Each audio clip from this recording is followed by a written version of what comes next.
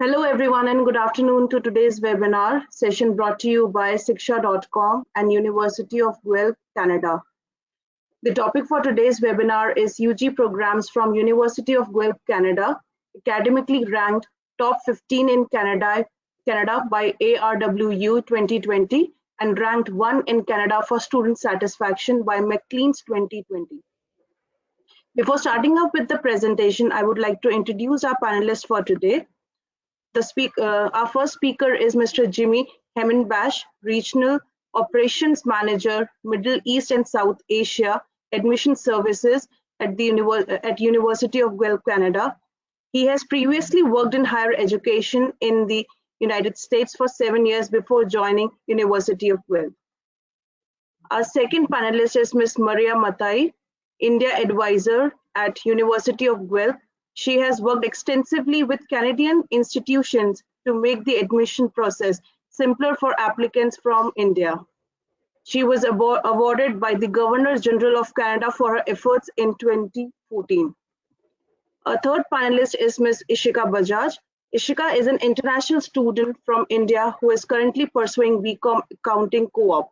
She is currently on her first co-op term with the University of Guelph Admissions and Recruitment Department. Thank you so much everyone for joining us today. I would request Jimmy to please start with the presentation. Many thanks, Lakshmi, and thank you everyone for joining us today to the webinar. We're going to go over the University of Guelph and some of the features that the university has and the majors, etc., etc. I'm very happy to do a co-presentation as well with one of our current students, Ishika Bajaj. So I'm going to hand over to her later on in the presentation. But we're going to get started immediately, and we'll get started with the City of Guelph. I think it's really important to present the location you are considering going to. It has about 135,000 people living there, rated one of the 10 best places to live in Canada for new Canadians, which I think is really, really brilliant. I went through that process myself, so has Ishika, of course, since I was in the US. I'm originally from Sweden, actually, where I'm currently am. About the community that we have in the City of Guelph, it's very inclusive and it's a very tight-knit community. And I think there's so many benefits for any student that is coming to Guelph because it's easy to connect and learn about the Canadian context that you're going into. Many of you from South Asia or India specifically may not have a whole lot of work experience. For example, in the past, you come from a very different culture. So really getting that understanding at an early stage is going to be very beneficial for you. And Guelph really offers that to you. Unemployment rate among the lowest in Canada, which obviously is a good thing. It's also quite outdoorsy place to be. Lots of greeneries, and the city itself kind of exudes sustainability. It's a green city, which you will notice in many different aspects, and we'll talk more about this.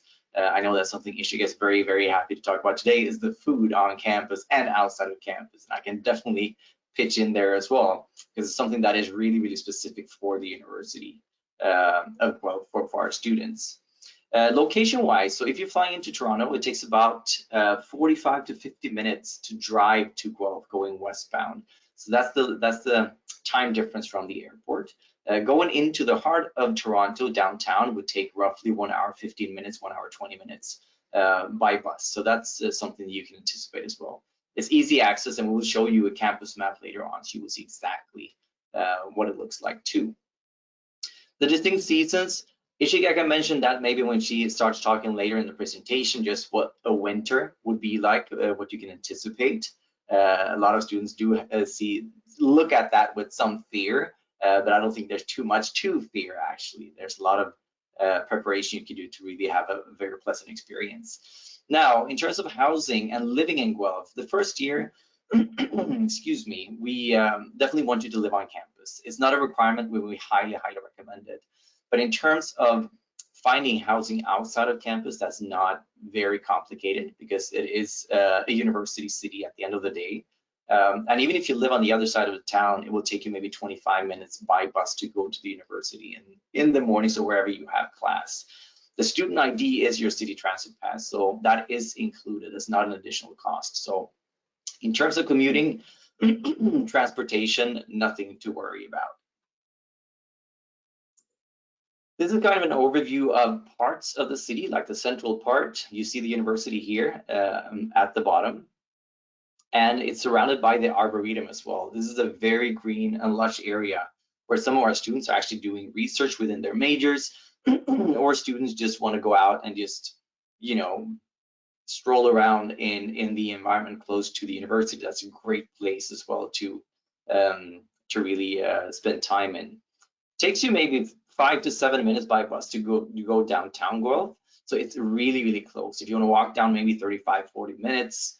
But this is something that we really enjoy with the city, that it has proximity to everything. We have a mall that is very close by as well, that you can walk to maybe 10, 15 minutes away from campus. So lots of proximity and things to do close by. Now about the university, we have about 30,000 students, 27,000 roughly are undergraduate students, about 1,600 international students coming from about 120 countries. Lots of scholarships and bursaries available, and we go over some of the scholarship opportunities that you have later in the presentation as well. We'll talk more about the dining halls, etc. when we speak about the food. More than 90% of our students return for the second year, so retention is really high at the University of Guelph. So that kind of goes hand in hand with the fact that we are ranked #1 in Canada for student satisfaction, and that's actually ranking we're very, very proud of, because it just shows that we're doing things right, not only academically but also outside of the classroom. The experiential learning opportunities are plenty. We have about 3,500 students enrolled in co-op, for example, Shiksha being one of them. So that's something that she's going to talk more about later on as well. This is something that is really, really important for any international student coming to Canada, to getting that type of work experience when they are doing their bachelor's degree, because it kind of sets you up for the future as well if you're planning on staying in Canada afterwards. There is a pathway for you for a postgraduate work permit where you can work 3 years in Canada after graduation, but in order to do so, you also need to land a job. And this is something that we really try to hit hard on, so that students are, even if they're not in co-op, they might be doing internships, they might just work on campus, they might work off campus, or they may even volunteer, which is a Guelph thing, and that's something that we also tend to push quite a bit.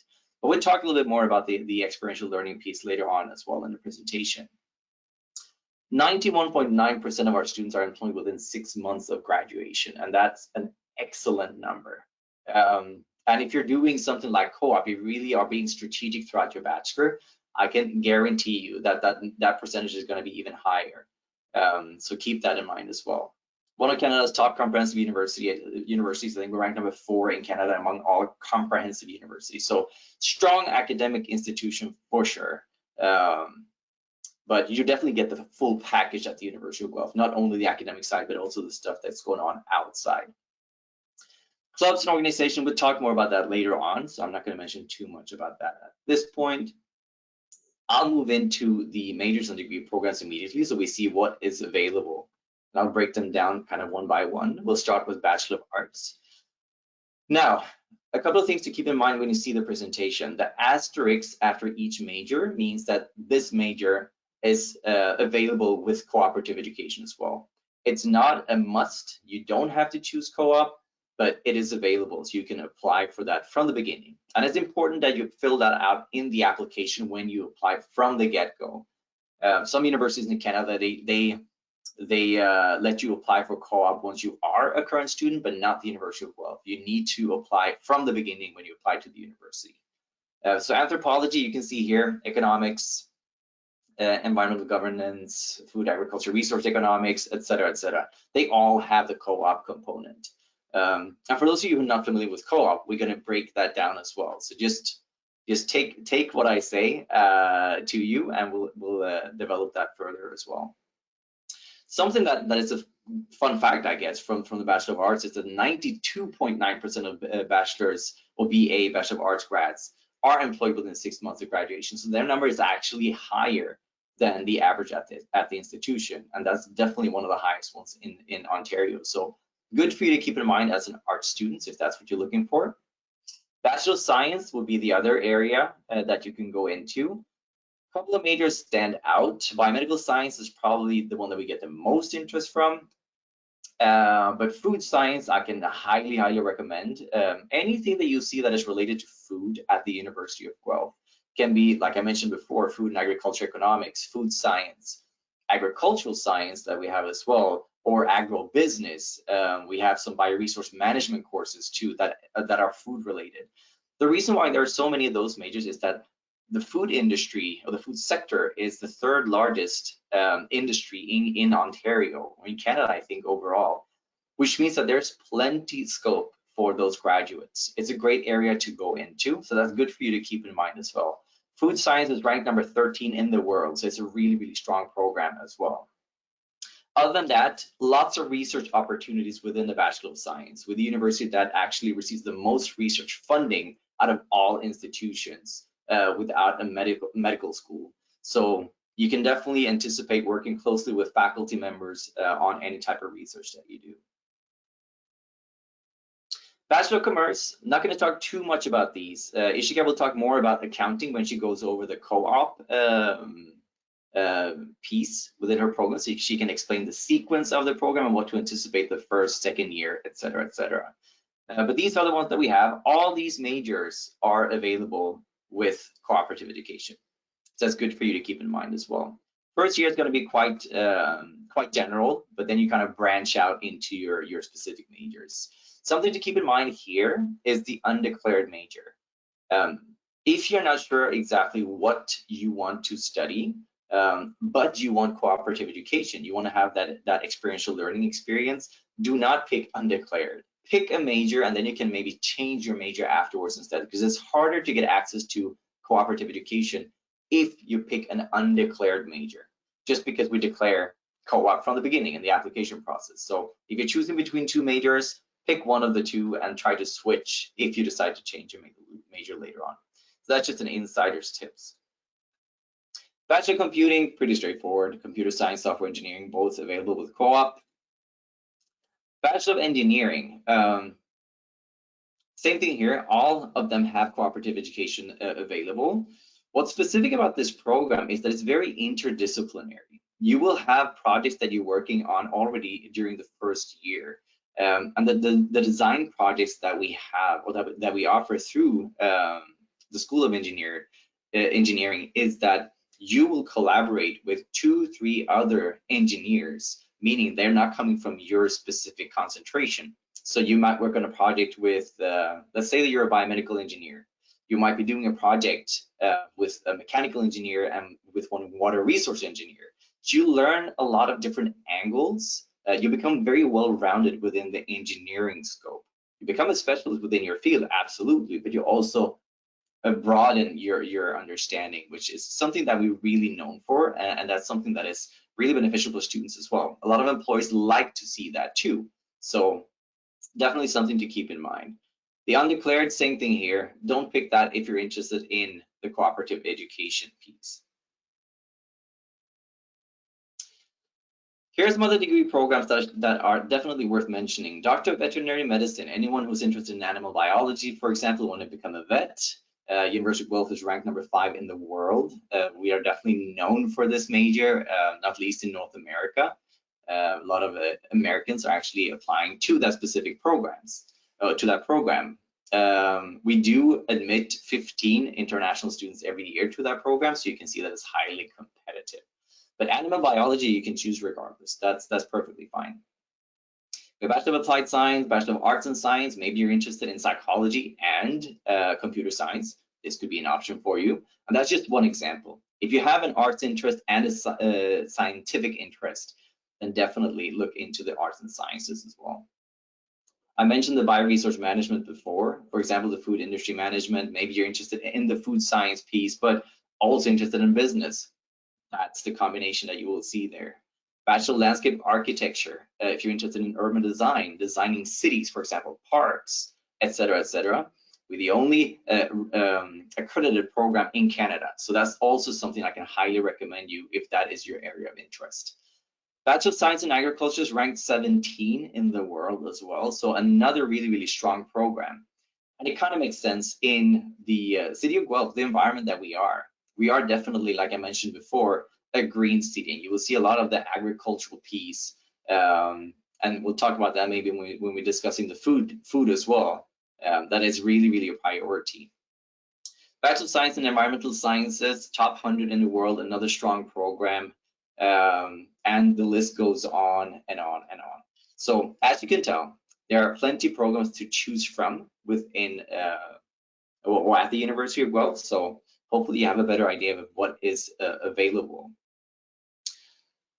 Now, in terms of minors, these are some of the minors that are available. I believe it's 50, we have about 56 minors available right now, and these are some of them.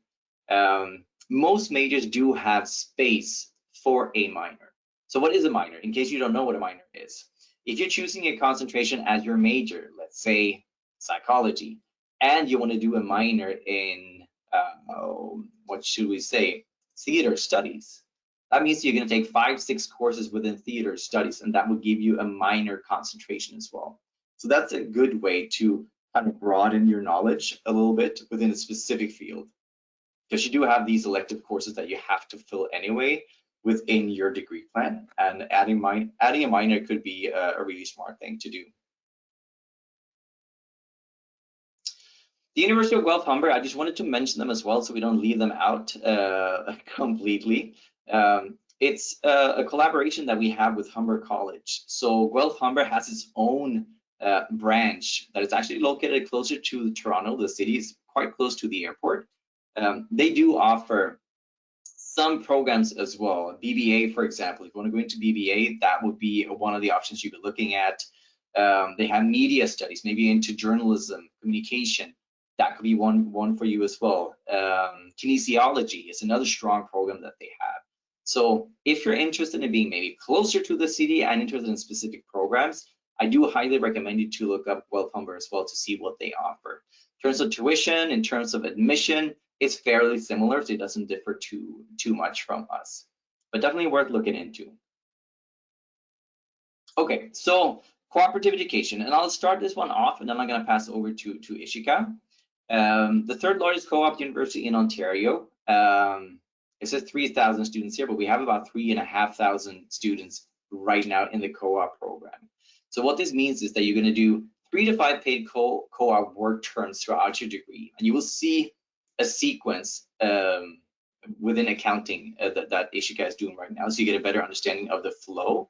But each of those co-op terms, you will earn roughly 10,000 Canadian dollars per term.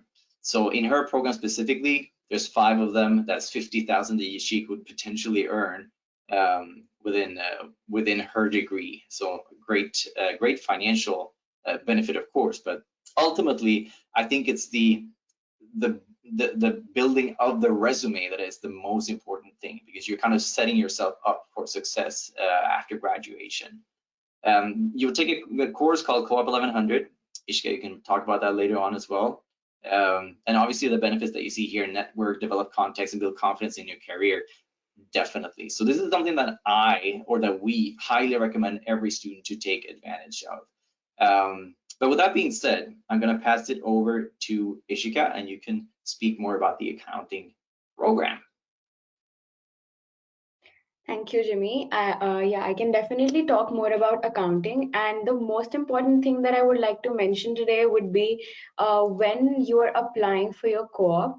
And I have been there and I've done that, and I can easily say that there's so much options to apply from. So you do not have to worry if you will land a job or not, because it's not, you have plenty of options to apply as it is. You can apply to the university portal. You can search for your own job if in case you think the jobs that are coming on the university portal are not good for you, or you want to expand your options, then you can also arrange your own job, run it by a co-op advisor, and still get a co-op sequence and still get paid. So there are plenty of options. And as you can see the co-op sequence over here, for accounting students, most of their work terms are in winter, because as we know, that is the most hectic time for a accountant, and all of the books are closing in April. So that is the reason behind all the work terms being in winter and only one of them being in fall.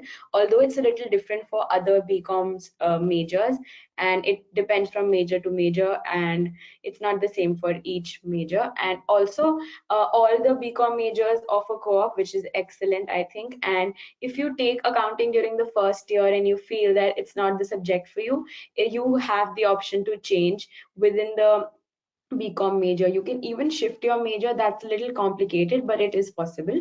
But yeah, changing in BCom is much easier than changing your major altogether. So that is something that you can also look out for. And I would say the most important thing, as Jimmy has mentioned, is learning skills about how to create your resumes and your cover letters and how to prepare for interviews, for which you will be allowed to take a course which is Co-op 1100. It's mandatory for each Co-op student, and when you take that course, they go through stuff like how to make your resume and what to include in your resume, what not to include in your resume, and what main things that each resume should have irrespective of the program major or the job that you're going for. And they prepare you for your interviews, they prepare you for your cover letters, and all of the basic stuff that you require to land a job is covered in that one subject. And it's a 0 credit course. You are completely, it's mandatory for each co-op student to get a minimum of 75% in that course to be eligible for co-op, because that basically prepares you for everything that is there to know before applying for jobs. And as I can see a few questions over here that are, some students were asking me if the co-op pay is sufficient to pay the semester fees fully or partially. I would say yes, definitely. You can contribute partially for sure, because if you're earning, there are also some living expenses of being in Canada, so you have to keep that in mind. If you fully pay your fees, then you will have to figure out a way to pay out your living expenses. So it's always possible to partially fund your fees. And as far as IELTS is confirmed, that is something that Jimmy can talk about later. But what I know is that you require a minimum of 6.5 bands overall, and with no less than 6 bands in each subject. And yeah, I think that's pretty much it about co-op and BCom accounting. Also, I can tell you that our graduates have been placed in really good companies in Canada, like Google, Microsoft, PepsiCo, Canadian Tire, RBC, Maple Leaf, all that you'll know when you come to Canada. These are huge firms, even KPMG. Some accounting students might have heard about it, which is great. Like, this is the best thing that I think about co-op, is like you get so much experience that it's easier to land a job after graduation. As Jimmy mentioned, the success rate is 91%, which is absolutely amazing. And I'm excited to see myself the kind of job I land after my graduation, because co-op is certainly going well for me. I'm on my first term, as mentioned before, and yeah, it's been quite a ride. And I think when you go through the whole admissions process, you'll see things better. Maybe right now you might not understand everything. You're allowed to have your doubts, and for which we have a UniBuddy portal as well. You can reach out to me or Jimmy anytime you want to after this webinar if you have any further questions, and we'll let you know how to find us. And yeah, that's something we'll touch about later on. I'll pass it back on to Jimmy now. Perfect. Thank you, Shika. Thank you for sharing that. A couple of things when we're talking about jobs, because I often hear from students, prospective students, parents, not least, which companies are you working with? And obviously, we're going to work with most companies surrounding the university, but not only in Guelph, of course. It's all over. It's all over the country that there are going to be job opportunities. And don't be afraid to work for smaller companies. That's the one thing that I would like to mention as well, because we tend to look at the big brands. Students want to work at Amazon. I'm like, some of the best work experience that you're going to get as a newbie is to work for smaller companies, when you really get to get your hands dirty in a way that you don't do at the bigger companies. So don't think about the brand at this point in time. I think it's important to build yourself up. Maybe 5-10 years down the line, definitely, if you're looking at a solid employment, then maybe that's the place you want to go. But if you want more flexibility, if you want more of seeing things from many different angles, the smaller companies are often beneficial for you. So just keep that in mind. The other piece that I would mention here is the study permit. I'm just going to mention that quickly, that when you have the summers off, as you see here, you are allowed to work full-time in Canada. Okay, so you can work 35 to 40 hours. It is possible for you. So any student who does not get into a co-op, for example, don't think that, oh, I didn't get co-op, I'm not going to be employable down the line. No, you can work 20 hours a week, even without the co-op program, of course. So you can work on campus, off campus, it doesn't matter. It's all available for you. So there's plenty opportunities for you to really get that hands-on experience. Co-op is not everything, but if you can get access to it, absolutely go for it. That's just my take on that part. I'm sure that many of you want to go home and visit family anyway, because if you just stay in Canada the whole time, you may not see your family in a long time. So yeah, something to consider. Good. I just wanted to showcase psychology as well, so you have a good understanding that they all look different depending on which major we're talking about. This major specifically can be done in 4 years, and I think that's one of the few that can be done in 4 years with cooperative education. Normally, I think most majors actually have 5 co-ops. So I think even within the commerce stream, most of those majors I do believe have 5 co-op. So that's what you see with engineering definitely as well, and also with certain science majors. How to apply? So let's see if we had any questions about this. Let me do a couple of questions since I'm looking at them right now. Okay, so the TOEFL, that stuff. Yes, so if you're doing the CBSE board, you are exempt from the English language requirement. If you have done the 10th board exam and you're about to do your 12th this upcoming or this semester as well, you are exempt. However, having said that, there is a visa requirement for you if you're an Indian student, for example, that is doing the IELTS, I believe. So we're talking about 2 different things. For admission, are you exempt? Yes. For the study permit, no, you have to take it. So you'd probably have to take the IELTS exam whether you like it or not. 6.5 is ultimately the score, no band less than 6. Can I get admission in Guelph if I'm a bachelor in agricultural? IELTS score is 6.5. Well, I think I answered the question, but that's not admission. Admission is based on, and we'll go over that in a second, it's based on your academics. So your 10th grade and the predicted 12th. That's really what we're looking for in the application process, in the adjudication process.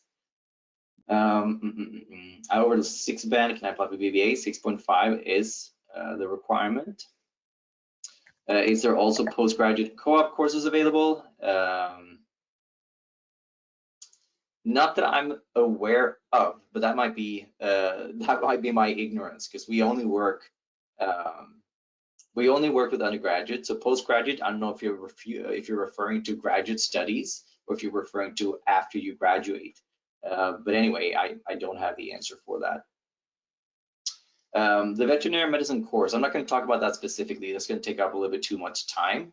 But scope after the course, of course. I mean, if you've done your degree at a vet school that is ranked number 5 in the world, you're in a good position. That I can say. I think that hopefully that will answer your question. But anyway, I'll leave it there. Now we can continue later on with some more questions as well. See, they're coming in as I speak. But how to apply? You have 3 options. Either you can apply directly to the website at the University of Guelph, and that's mainly if you're only looking at applying to the University of Guelph. OUAC is the other one if you're looking at more universities in Ontario. That's the second option. Or the third option is the Common App. Now, since we're doing this webinar through Shiksha, then I highly recommend you to apply through Shiksha. That would be the easiest, and let them take care of that part because they can assist you in the process. But normally these are the different steps that we have. You can upload your document through OUAC as well. That's a new feature for this year. That's just letting you know.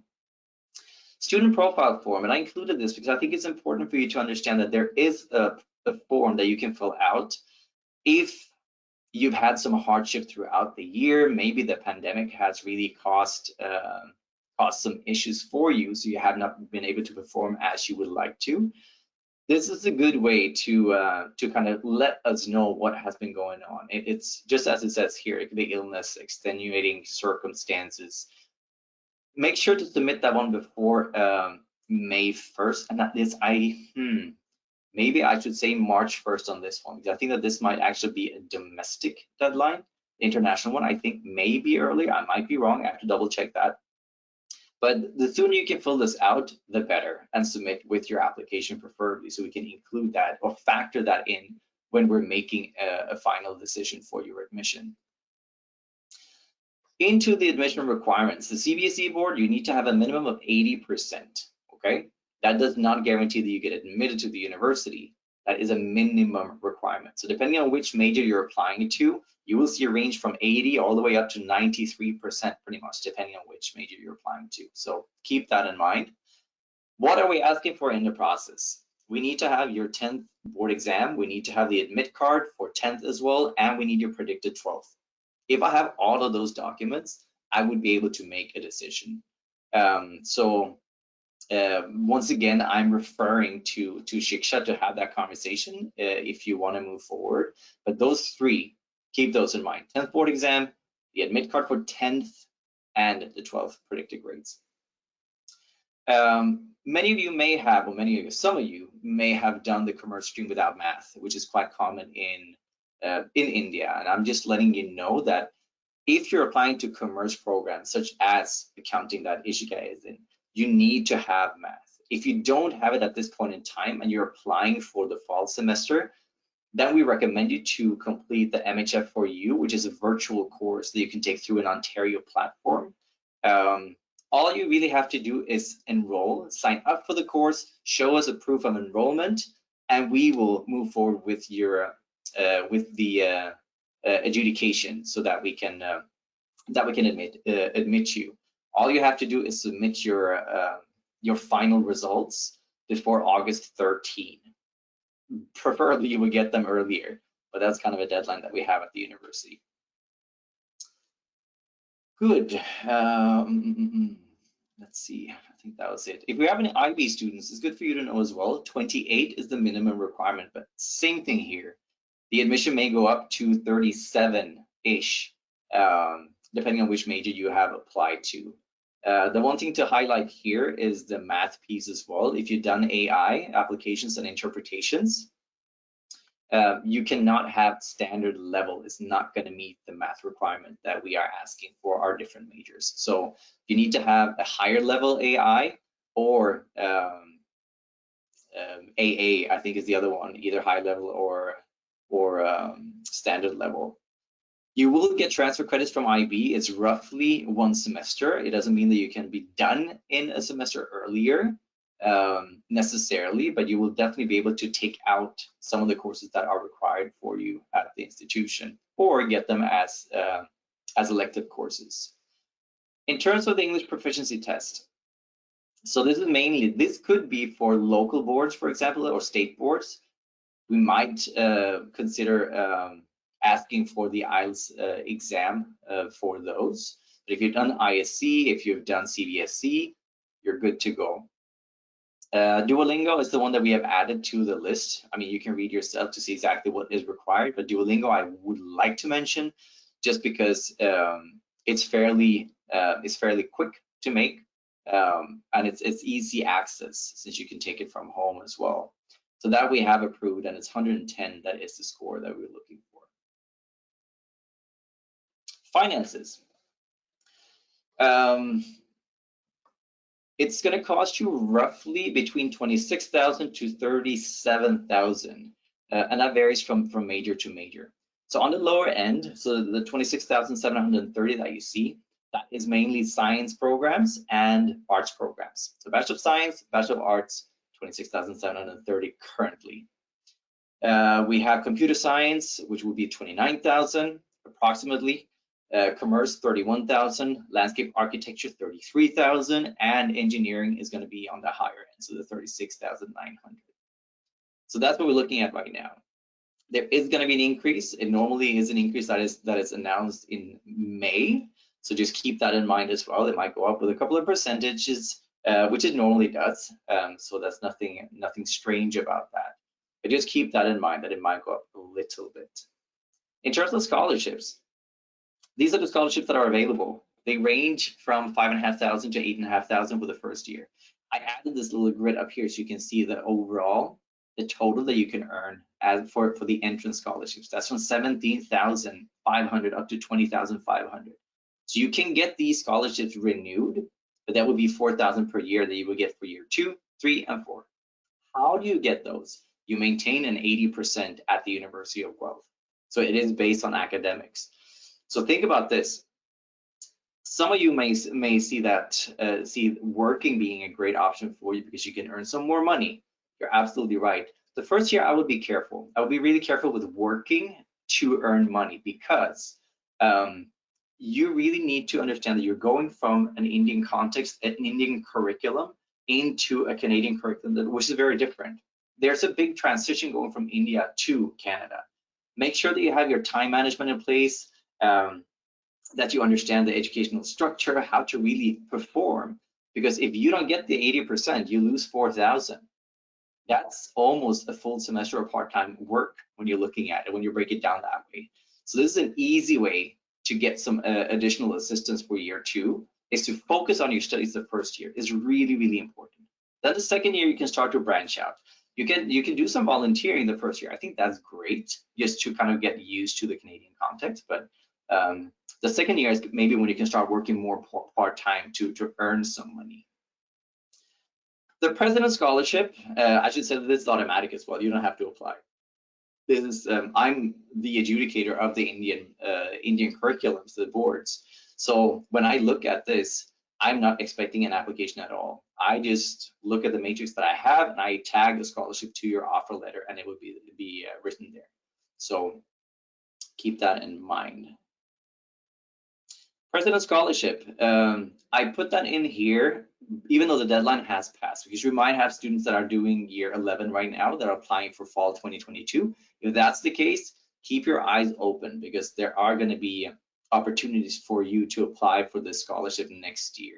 And you can see here as well, outstanding academic record, I would say 90% is probably what you need to have to apply for it, but also contributions to your schools, communities, you know, leadership skills that you have. Those are great features if you would like to be in the running for the scholarship. This is the breakdown, so you understand what you need in order to get the scholarship we talked about. So the CBSC here, 85% or higher, okay? And it goes all the way up to 95 for the highest scholarship. So if you didn't have the carrot to perform academically, now you do. So yeah. So this is just a quick overview of the university. I'll take you on a quick campus tour, and then I'm going to pass it over to Ishika again. If you look here at the top, this is the South Dorm. So this is the largest dorm that we have. It's right next to the School of Engineering, which is right next to it. Athletic facilities may not be a surprise, as you can see here, okay? And we'll talk briefly about the athletics as well in a bit. Absolutely amazing facilities we have. The East Dorm is over here. They have townhouses and some really, really nice facilities. Over here, we have the North Dorm, Gordon Lang School of Business and Economics. This is where Ishika is spending most of her time because that's where the commerce students are. So that's something that if you are a commerce student, you probably want to live here, but you're not required to. Creelman's is the #1 dining hall. Ishika can rave about that in a little bit. We have some more dorms here. Johnston Hall as well is available to live in. That's the building that you see in most of our marketing materials. So now you know what that is. Veterinary science, food science here on the other side of Gordon Street, which is the main street that you see. And then the science complex over here. Library right next door, and the university center. This is the heart of the institution. This is where the president is. This is where we have most of our admin. So our office, the admission services, is there as well. And we have an atrium area where we have a lot of activities going on, concerts, exhibitions, you name it. Things are happening on a daily basis over there. In front of the university center is the bus loop. So going back to going to Toronto, where do I take the bus? This is where you take the bus from. So you can just jump on, go straight into Toronto and come back. So easy access, definitely. That was just a quick overview. And now, maybe the highlight of the presentation. Ishika, let's go to talk about the food, please. Anyway, I'm happy to talk about the food at University of Guelph. As you all know, the University of Guelph is ranked #1 for obvious reasons. They have diversity, they have like food for every possible student, every possible dietary restriction, and they have everything laid out perfectly. And the food is amazing. It tastes amazing, and especially for international students, you do not have to worry about food when you're going to Guelph. I was worried about it honestly because the culture that we come from, food plays a very big part in our lives, as we all know. But if you're coming to Guelph, you do not have to worry about that. There's Indian food present on campus from day to day, like maybe not every day, but at least 2 to 3 days in a week, you'll get Indian food on campus for sure. And I don't want to just go on and on about it. I could speak for hours on this topic, but all I would like to say is when you come to the University of Guelph, like I've been in India for quite some time now, and even after being in India, I miss university's food. So I think that should say a lot about the food here. And there are different various options that you can choose from on the meal plans as well. If you feel that your diet is very light and you do not want to spend a lot of money on food, you have options according to your diet, according to how much you eat and all of that. And there are plenty of options throughout campus to choose from. There are so many cafeterias, and there's Creelman, there's the one that Jimmy mentioned right now, Creelman. And also I have a piece coming up soon on residences as well, in which I've been telling which cafeteria is present in which residence so that you can choose which residence you want to go from, because there are residences on campus like East which do not have any cafeterias, but you do have kitchens in East. That is the reason why you don't have cafeterias nearby, because they have kept all the cafeterias in close proximity to students who are living in either North or South, because they don't have the facilities of kitchens in North or South. So are there any questions that you guys want to know about the student experience? Anything in particular relating to residence or the food here at campus or how the meal plan works? Anything like that, I'd be happy to answer. Um, just drop in the questions right now so I can answer them over here if there are any questions. And till I get the questions, I can just go further about what to do when you arrive on campus. So the university has this amazing program which is called Start International and Start Online. I actually attended Start International. It was amazing because Start International is basically before the orientation week. It's specifically for international students to make connections and get to know other students from maybe a same country or even the same city. I bumped into so many people from my city that I didn't know were coming to Guelph. And it was amazing to just connect during the first week, because honestly, the friends and the connections that you make during the first week, they last longer, and you see them a lot on campus because they're either from your country or you are in the same program, and there's so much to talk about.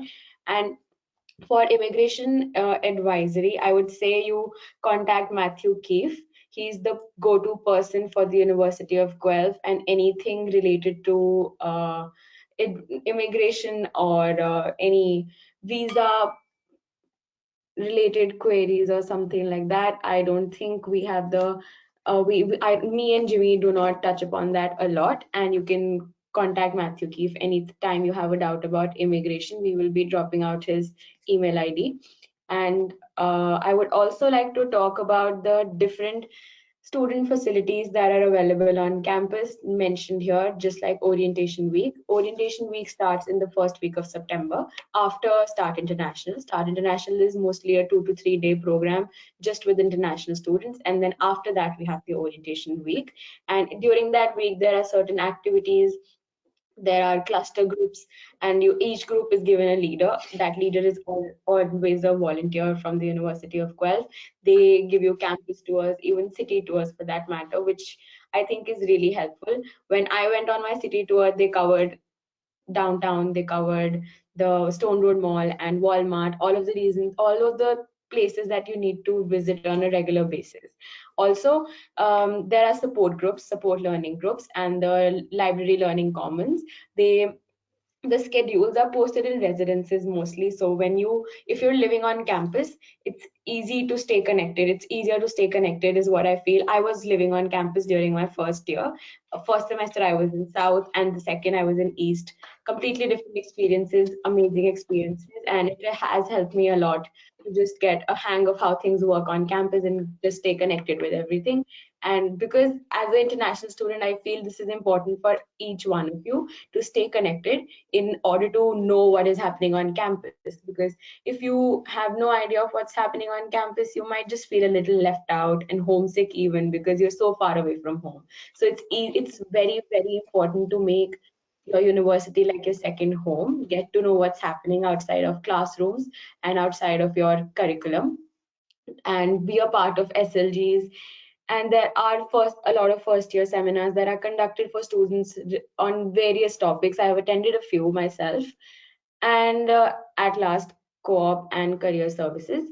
I think the University of Guelph has an amazing network when it comes to co-op. It's been easy for me. I wouldn't say easy, but it was quite difficult to apply jobs every day. But I think it is what you have to do. And Jimmy is right. You have to focus on startups as well, because startups give you an opportunity to grow with the company, and you have a voice there. If you get a placement in a company like KPMG or even EY, you might be getting a really good pay, but at the same time you just have to do as they ask you to do things. And if you work for a smaller company, even for a startup, maybe you have a voice there, your decisions will be valued, and all of that is really important. When you're working, the experience you get is very different, and I think it's easier to secure a permanent job in a startup. They might be impressed with you and they hire you for your each co-op term, and then they give you a placement for after graduation, a full-time placement, which I think would be ideal in any case. You are free of most of the hassles that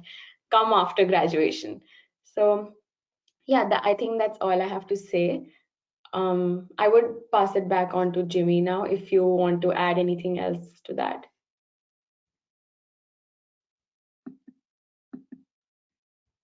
I think that was perfect. Thank you for sharing that. That was very helpful for our students. In terms of athletics, I just want to touch upon that as well, because this is definitely something that is, together with the organizations that we have, one of the fortes of the institutions, for sure. You see part of the gym here. I wanted to, let's see if I can just share this without messing up the presentation completely. Hopefully it will work. I just wanted to show exactly what we offer our students. It's really, really important to know that as well. Here you can see the different facilities. Hopefully you can read this easily. Just to give you an idea, okay? The facilities are absolutely fantastic. I'll show you the gym in a second as well. The intramurals, for those of you who don't know what intramurals are, there are kind of activities that you sign up for on a weekly basis. So as you can see, all of this is available for you. Last year, we had 12,000 students participating in the intramurals, which is a fantastic number. But the year before, we had 16,500. So I think it's because of the pandemic, the numbers were a little bit lower last year. But it's absolutely amazing. You don't have to be into varsity, which you can see here. Varsity is the competitive sport. It's going to be more serious, of course, to be part of. And those are the different sports that we have available as well. And I would like to show those of you who like to do just regular classes, this is some of the stuff that we are doing as well. So as you can tell, this is a huge thing at the University of Guelph. We're extremely good when it comes to involving and really activate students in the best possible way. These are some of the sports clubs that we have available as well. The one thing that I don't think was mentioned there is that we have a Quidditch team, which I think is super odd, but super fun at the same time. I highly recommend you to YouTube that, Quidditch at the University of Guelph, so you can see exactly what it is. They're not, well, here you have it. It actually says sports here, Quidditch. Take a look at that. It's definitely entertaining. And they're not flying as they are in Harry Potter, as you might have guessed. Let's see if I can just move into the fitness center as well and show you briefly what it looks like. This is what the fitness center looks like. just to give you an idea what the facilities look like that we do have at the university. They're absolutely amazing. And this is from up the stairs. If you look at this, you see the stairs going up here. So from a different angle, let's see if I can bring it up here. This is what the upper floor looks like. So this is what you can anticipate having access to, of course, at the institution. So that would just give you a little bit of an idea at least. Then getting involved. This is something that I highly recommend everyone. And at a university like Guelph, you definitely should get involved. This is a huge benefit because you will get so many skill sets that you don't necessarily get in a classroom environment. The communication skills that you would get, the leadership skills, all of that is available at the University of Guelph. And this is once again, one of the reasons why we are ranked #1 in terms of student satisfaction. It's definitely a strength. A couple of things to keep in mind: visit us virtually. Those of you who have applied, those of you who will have been accepted before March 27th, I highly recommend the virtual campus day where you can meet with faculties and really get a better understanding about the institution from the inside. That's something that you definitely should put down in your calendars. So Saturday, March 22nd or 27th at 12 o'clock Eastern time. I think it's 10.5 hours difference right now. Then I don't know if it's going to be less. If it's 9.5, we'll see. Keep in mind that it's Eastern time anyway. These are just some of the things that you can do while you are, just to get to know the university better. Of course, exploring the campus online, you already had a fairly good tour already, so you know a little bit about it. The admission Instagram, I think, is great. They're very active. It's a good way to get more meat on your bones when it comes to University of Guelph.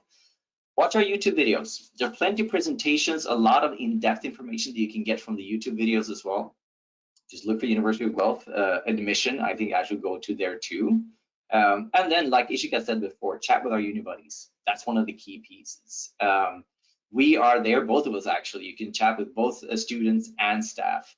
So it's a great way to kind of talk to students from your program, from your country. There's going to be plenty of options for you.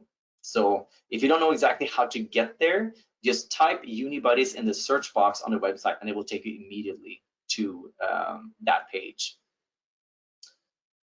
Good, there's the contact information, both to myself and our India office that we have. So if you want to contact one of the two, that's perfectly fine. That is my WhatsApp number, but you choose which office you want to contact. And of course, Shiksha is always going to be there for you. So maybe that could be your first step, talk to Shiksha. And if there's anything that they cannot give you in terms of information, which I don't even can think about what that would be, then you can contact us. Good. And I think that is where I leave it for now. So I'll pass over to Lakshmi. Thank you so much, Jimmy. I have already forwarded a few questions to you, Jimmy, but if you want, I can read out those questions for you and reply to the students. Students, if you want to ask questions directly to Jimmy, Ishika, or Maria, you can click on Raise Hand tab. I will unmute you, and then you can ask your questions directly to them. So I'll take few questions now. So this question is from Aradhya Biswal, and she is asking, I will complete my high school where the medium of instruction is English. Is it necessary for me to give IELTS or TOEFL? Normally, not for admission necessarily. It is kind of a case by case if you haven't done the CBSE or ISE, but in general, if you have done your education at an English medium school since grade 9 and up, you should be good to go. But it depends. It depends. But normally that is the general answer. Yeah. Okay. She's further asking, what role does co-curricular activities play in the admission process in University of Guelph? None. It's a very blunt answer, but they're very academic focused, very much so. So I think it's great to have co-curricular when you come in. I think it's going to be easier for you to adapt and adjust at the institution, just because we are by nature very good at involving students and sending students out in the community. So the co-curricular, I think, are great, but for admission purposes, no.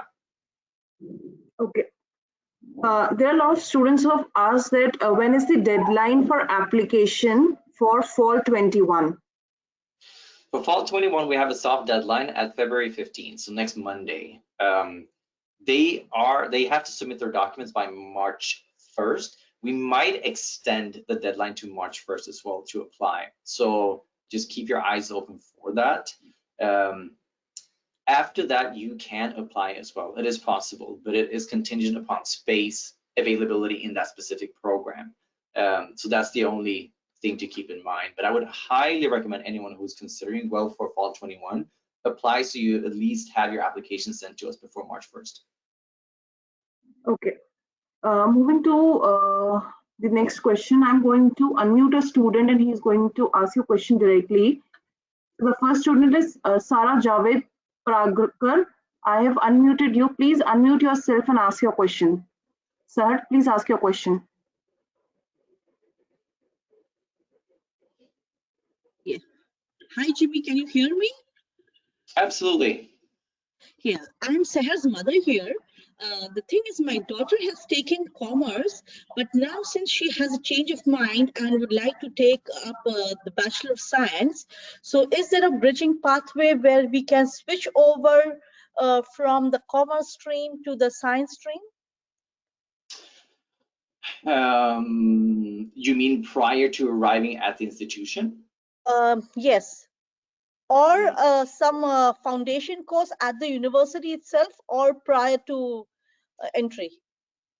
Okay, so there's a couple of options. So if the student or if your daughter is want to go into the science stream, she needs to have 2 sciences, bio, chem, physics. 2 out of the 3 are required for any science major that we have. She needs to have taken math, of course, and English. There is a way, just like when the students are lacking their math, they could, like I mentioned in the presentation, that they can take the MHF4U, for example, the virtual course through the Ontario platform. Yes, it's the same as the virtual high school. Mm-hmm. Okay. Yeah, exactly. Yeah. So if I take the virtual high school, any specific like example, I will, instead of the 3 science, I will be taking, say, chemistry and biology. So any specific courses in biology and chemistry, or I mean, how do I go about with that? I almost recommend you to contact me so I can guide you through that. I think it's a very specific question. Okay. But I do have the answer, but I want to make sure that we get the course right for you, because I don't want to. Okay, so what I will do, Jimmy, is I've noted down your WhatsApp number, and I'll get in touch with you on that number. Should that be fine? Absolutely, that's perfect. Yeah, that's great. Thanks, Jimmy. Yeah, of course. Thank you.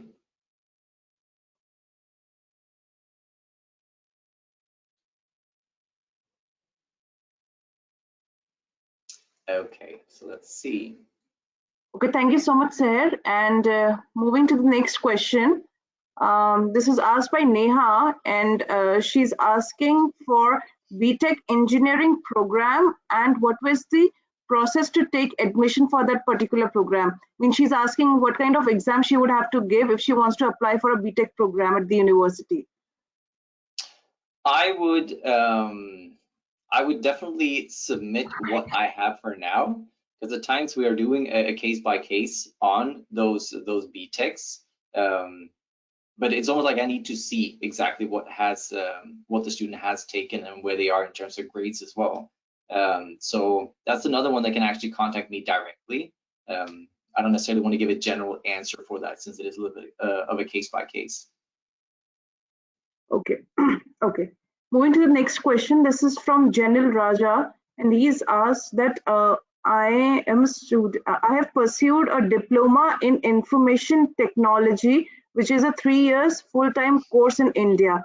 I don't have a 12th board result, as I've done diploma after 10th. So can I apply for the Bachelors of Software Engineering course for fall 21 intake at the university? Same thing here. I need to see the credentials before I answer. There's not one standard answer that I could give. So I would recommend you email me the stuff so I can take a look at it and move on from there. Okay. Yeah. Moving to the next question.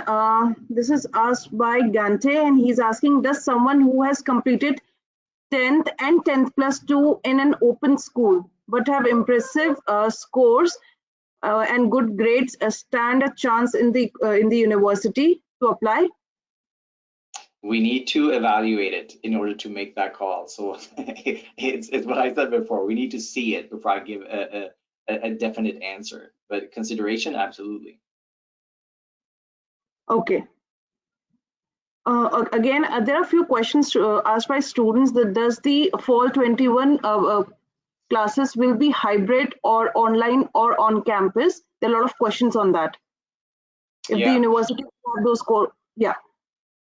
I think that, well, it was actually announced that we're looking at having the majority of the classes in class for the fall semester. So that is the goal, definitely. Are we going to have large lecture halls necessarily with 500 people in them? Questionable. We'll see. It all depends, because I mean, what we are doing now, we have aspirations, we have goals. This is the guidelines that we want to put in place, and we will put them in place. But we cannot control the pandemic at the end of the day. But in the direction that we're going right now with vaccines and whatnot, we're hoping that most of the classes are going to be in person in the fall. Okay. Next question is by Abdul, and he's asking what all documents or what all documents we would have to submit if we want to apply for a scholarship for bachelor's program. For the entrance scholarship, you don't have to submit any specific documents more than what is needed for you to get accepted to the institution. So what I mentioned before, 10th board exam, the admit card, and the predicted 12th. That's all you need to be considered for the entrance scholarship. And that's the biggest scholarship that we have, aside from the Franco Vaccarino, that's just one for one single student. So answering your question, when you come in as a new student, you don't really have to think in those terms. When you are a current student, maybe for your second year, for your third year, there might be some scholarships that you will apply to once you are here at the institution, but at this point in time, you don't really have to submit anything. Okay. Again, there are a few questions which are on the meal plan. There are a lot of students who have asked, is it mandatory to take a meal plan at the university? Ishika, do you want to jump in on that? Yeah, sure. It's not actually mandatory to get a meal plan, but if you are living in residence, especially north or south, then yes, you have to buy a meal plan. It's mandatory because you have to eat on campus during most of your times, and you will be spending extra money if you don't get a meal plan. So getting meal plan is convenient if you're living on campus, and it is mandatory. If you're living off campus, then there are specific meal plans for you. You can get a card with a few food dollars in it and use it whenever you want to. But if you're living off campus, it's not mandatory. If you are living on campus, then it is, yes. Okay. Moving to the next question. So this question is asked by Vijay, and he's asking, my son has scored 80% in 10th state board and 64% in diploma 10 plus 2. Can he apply after IELTS for bachelor's degree course, or are there any other documents that would be required as his score is less in 10 plus 2? Right, and that's the 80% is a minimum for 12th board at the end of the day. So if there's if I understand you correctly, a 64 was obtained in 12th, and if that is the case, then no, there's no pathway per se for students that want to go to the University of Guelph. It's very clear cut. There's either you have what is required or you don't. It's yeah. Unfortunately, that's the case. Okay. Next question is by Aradhya Biswal again. She's asking, please share something about need-based scholarship. Right. So need-based scholarships, there are bursaries available, and bursaries are kind of based on, financial situations and whatnot. You cannot apply for those necessarily for the first year as an international student. They kind of have been replaced by the renewable scholarships that we have instead. However, having said that, for year 2, 3, and 4, there are going to be some. We have something called the financial need assessment form. That's something that you can fill out. Let's say that the financial situation has changed for your parents, your family as a whole. Maybe that needs to be factored in. Then you can fill out that application, and we do give out quite a bit of financial need or financial support to our students as well that are current students. But as an entrance student, it's tough because we anticipate that you're able to pay whatever is necessary to come to the institution, minus the scholarship that you have been receiving. So yeah, but I also recommend to go onto the website, to the scholarship website, and see what is available, because there might be something there that I may not be aware of. So look at the different requirements for scholarships, etc. And if you can find something that you can apply to, by all means, apply. Okay. Okay, I'm going to take another live question from Vikas Reddy. Vikas, I have unmuted you. Please unmute yourself and ask your question.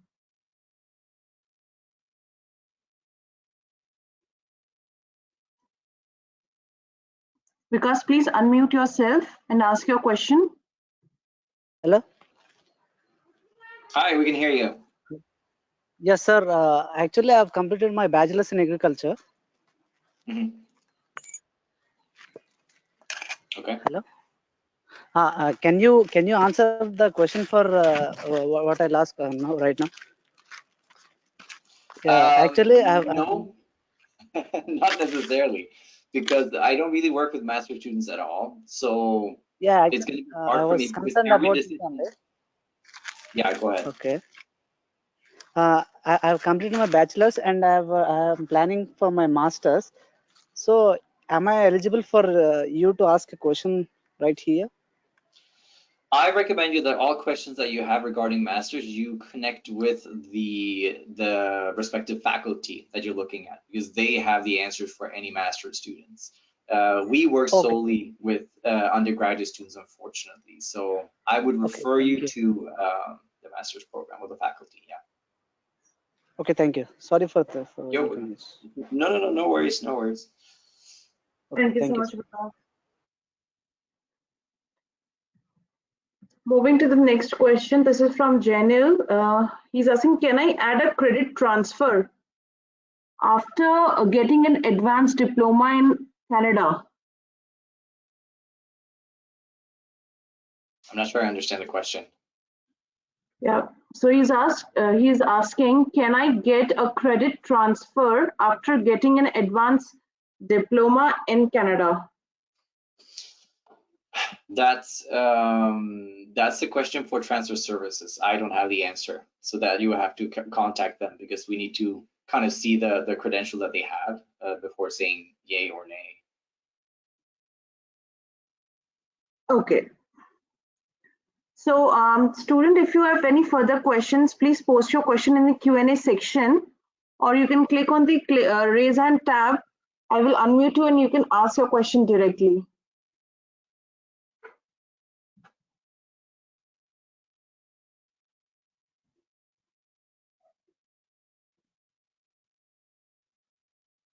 We'll wait for another 1 minute to see if there are questions coming in. Mm-hmm.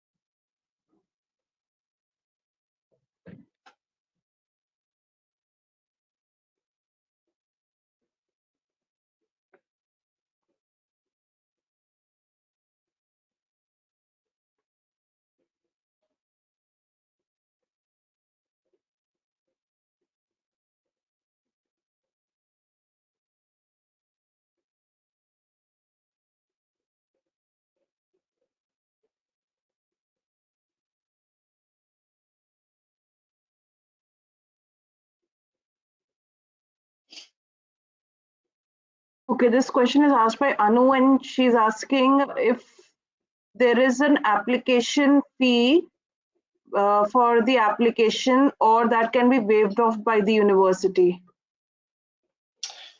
Currently, we don't have any app fee waivers, no. The app fee is $90, but yeah, $90 is the app fee right now.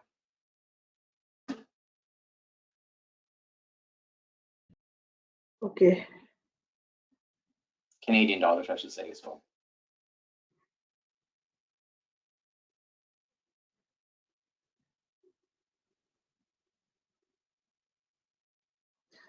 Another question which is asked by Rajan, he's asking, is it better to give IELTS or TOEFL, or we can give either of them? Which would be a best medium? I will pass this over to Maria if she's there. I assume that IELTS is maybe a requirement for the study permit, but if Maria has that information, if she can jump in. Yeah, to answer your question, the university doesn't have any preference. You can give IELTS or TOEFL. However, the High Commission prefers IELTS for a fast-track visa application process called the SDS. If you apply under the general scheme, you can apply with both IELTS or TOEFL. It doesn't matter. Okay. Another question asked by Rajan is that, is there any special requirement for under 18 students to study in Canada? No, there's not. Oh, you want to jump in? Can I jump in here? Go for it. So I'm not sure in what way you mean, whether it is academic or otherwise, but if you're under 18, technically you're a minor. So when you're applying for the visa, you might have to show a ward. However, if you are going to turn 18 in the first 1 year, that is within 1 year of your travel, then you are not expected to show any additional documentation.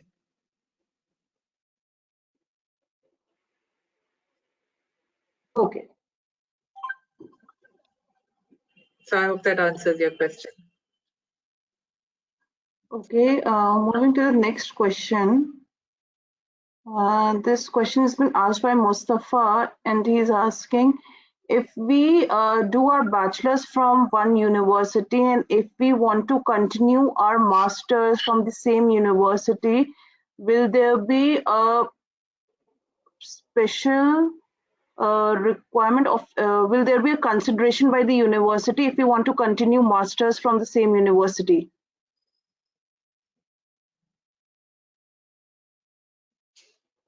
I don't know if Maria, if you want to answer that question. I don't even know if I understand it. So there is no such quota or criteria. Even for masters, you are expected, whatever is the marks requirement for masters, you have to meet, whether you're doing the masters from the same university or from another university. However, if you are doing your bachelor's in a particular university and in a course, then the advantage that you have is that you can do some undergraduate research and build your profile, and also develop a relationship with the professor who you want to do your master's under.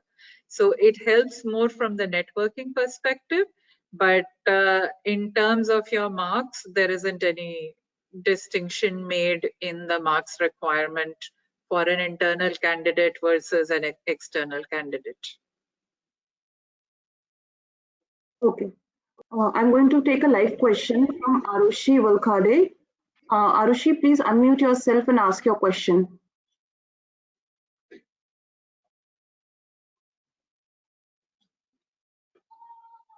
Arushi Valkhade, please unmute yourself and ask your question.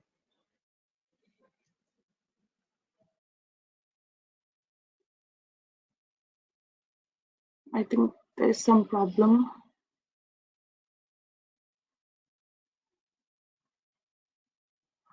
Okay, so with this, we have come to the end of the session. And thank you so much, Jimmy. Thank you so much, Maria. And thank you so much, Ashika, for taking out time today. and answering the questions and sharing information about the universities. I hope this provides help to students who want to apply to the university. And I would like to thank all three of you for joining in and taking out time and helping the students in answering their questions. You would like to share something, Jimmy, Maria, and Ishika, please? Yeah, no, I just want to say thank you for joining the presentation, and thank you, Maria, and thank you, Ishika, as well, for the added value for sure. And yeah, if you have any questions, obviously, I need to say thank you to Shiksha and make sure that you contact them should you have any questions regarding applying to the university and whatnot. And we're always going to be there as a resource for you on top of that. So you'll definitely be in good hands. Great. Thank you, everybody, and bye. Thank you so much. Yeah, please, Ishika, please continue. I was just saying thank you for having us today. It was a great session. Okay, so thank you so much, everyone. Have a great day. Thank you so much, students, for joining in. And Shiksha, counselors will get in touch with you soon. And if you have any query, you already have the university contact details. You can contact the university. Otherwise, Shiksha counselors are going to get in touch with you in some time for further helping you in the application process to the university. So thank you, everyone. Thank you so much and have a great day. Bye-bye. Thank you. Bye.